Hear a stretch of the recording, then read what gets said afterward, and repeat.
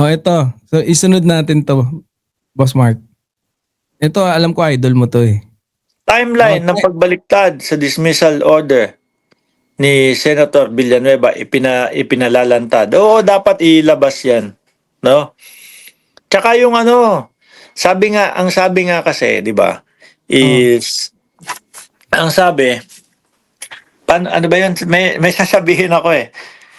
Oh. Yung decision ni Conchita Carpio Mm. naka-publicize. Alam Oo. natin lahat, Oo. 'di ba? So ngayon, ang tanong diyan, bakit yung kay Villanueva is hindi natin nabalitaan? Eh ikaw pag nahusgahan ako, na guilty ako doon sa unang hatol, Oh. tapos lumagpas ang maraming panahon. Tapos biglang sinabi, hindi na guilty si Mark Ramos. Aba, papalit yun ako. Lahat kayo i-invite ko para ipangalandakan sa inyo na Secret, no?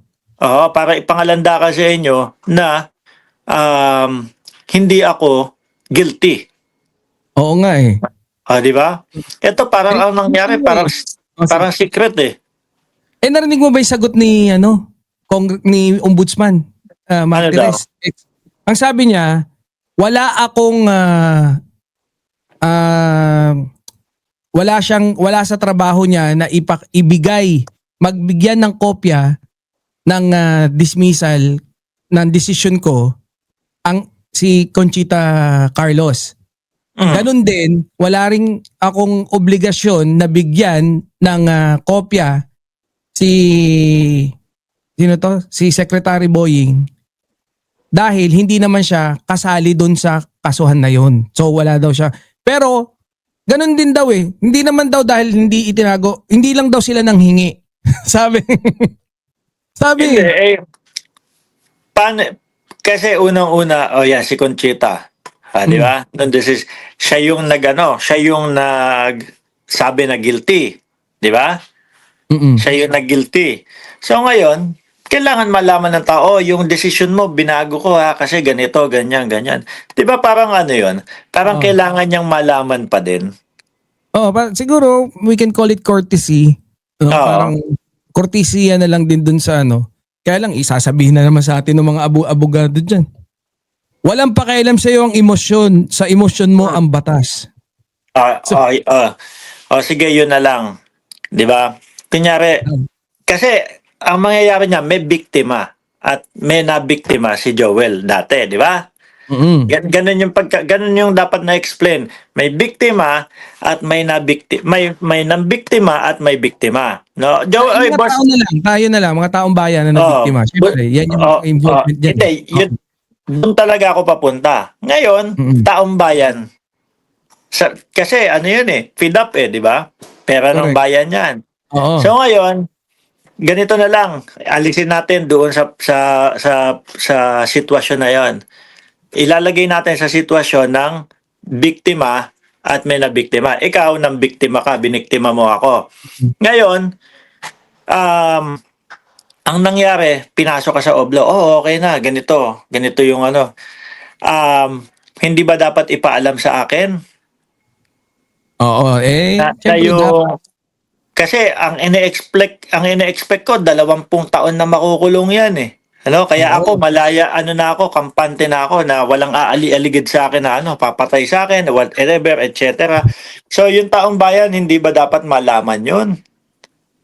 Dapat malaman kasi kung yung una na naging resulta isinapubliko, dapat lang din na isapubliko to, no? Kahit nga hindi nung ura-urada kung nung talagang confirm niya na ito na talaga yung result, since final naman na yung result na yun, pwede mo nang i-publicize yun. Pwede mo nang isapubliko. Tsaka bakit gano'n, parang hindi sila masaya. Di ba? Walang celebration, di ba? Pero nakaligtas ka sa tiyak na kaso, tapos walang celebration, walang kahit ano. Hindi, tsaka gusto mo ba iwan sa isipan ng mamamayang Pilipino na naging guilty yan si Joel Villanueva noong 2016. Gusto mo bang maiwan ng gano'n? Siyempre hindi. Bilang politician, bilang politiko, at magagamit mo sa mga susunod na mga halalan, yung acquittal na yon. yung clearance, di ba? Oo. Di ba yung clearance na yun na si Joel Villanueva, ganito, ganyan. Pagtakbo ni Joel Villanueva kasi sa tawag ito? Sa election, ganyan, batuhan ng putik eh. Di ba? Oo, kasi election eh, oo. Ibabato sa kanya in 2016. Ito si Joel Villanueva, may kaso yan, ganito, ganyan, etc. Di ba? Oo. Ngayon, kaya nga to prove yung theory mo nga na talagang dapat i-publicize para at least makita ng mga tao. Ito nga ang nagmarka rin siguro sa team ni Ombudsman Boying Rimulya is yun nga, guilty siya, 'di ba? So ngayon, yun yung nagmarka eh. Kung dati niya pang pinakita, di sana hindi na yan mababalikan. Ang alam nila, na-dismiss na yan. 'Di ba? Nagpalityon pa nga si Boss Mark Ramos noon eh. Iyon, 'di ba, makakatulong sa hindi na pwedeng gamitin sa pamumulitika niya. Oo. 'Di ba, kasi magmumukha ng fake news yung mga magpapakalat ng ganun. Pero sa tingin mo ba, Boss Mark, may theory ba diyan na baka dinoktor lang kunyari 2019 nung isang araw lang ginawa yun? Kung kailan nakuha. Alam mo, May ganun ba? Ako malikot ang isip ko eh. Hindi ko sa iyo nung isang araw eh. Sabi ko, ba't kaya sinasabi nito kung kailan lang na Hindi, kasi yan, di ba nga 2019 tapos September 15, 2025, sila humingi nung parang kopya. Oo. Di ba? Parang, uy, magpapaalam ka na bilang ombudsman, bigyan mo muna kami ng ganito. No, para kung sakali, baka kay Boying hindi na kami makahiningi ng ganyan. Oo nga, ilagay mo na lang yung date na 2019 siguro. Hindi, for sure yan, yung mga ganyan, may mga record sila dun sa loob eh. Di ba? Makikita at makikita yun eh. So, isisingit na lang yung 2019. Yung nga naisip ko eh. Pero, may isa pa akong nabasa dyan eh. Parang 2018, parang in 10 days, dapat mag-motion for reconsideration na si Joel. Mag-MR na siya. So, 2018, yung tapos ni Conchita Carpio.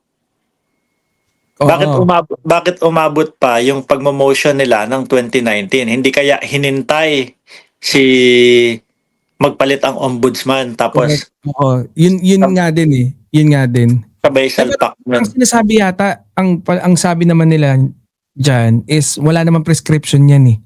So, hindi mag-expire. Parang ganun. Hindi ko alam and parang pwede ka mag-MR kasi parang yan din yung gagamitin yata ni Ombudsman Boying. Ang sabi niya, since wala namang walang prescription, no? Pwede niya ulit baliktarin yan kung kahit ganyan pa yung naging desisyon na nung huli. Kasi 2016, di ba, dapat dismiss na siya sa pagiging congressman niya eh. Oo nga So, ayun. Nakaligtas pa kaya pala nagdidikit Nagdidikit kay Digong. Grabe, hindi na sana ilan yung kaso niya ngayon?